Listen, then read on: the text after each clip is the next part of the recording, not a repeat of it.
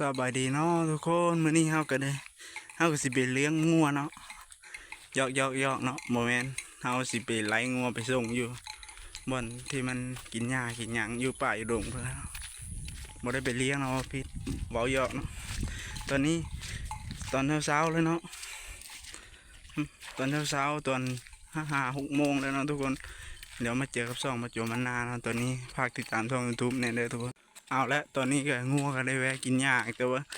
สีเป็นไรมันก็เนาะงัวเขาก็อยู่ในคลองนี่แล้วตอนเช้าง่วงก็บ่อยากไปเข้าป่าเข้าดงนะมันก็แวะนั่นแวะนี่อยู่นี่เนาะฮอดเครื่องทางที่จะได้ไปส่งงัวใกล้จะฮอดเครื่องทางแล้วนะทุกคนฮอดขัวน้ำที่ว่าคลิปก่อนถ่ายเล็กน้อยอาบน้ำหมดแล้วทุกคนตัวนี้ก็มาฮอดดอนส่งงัวแล้วเป็นทีมฮอดเนาะขอยาเศร้าไล่มันแล้วเนาะไปตามธรรมชาติมานะน่าจะได้จบคลิปเส้นนี้นะทุกคนเจอกันคลิปหน้าบ๊ายบาย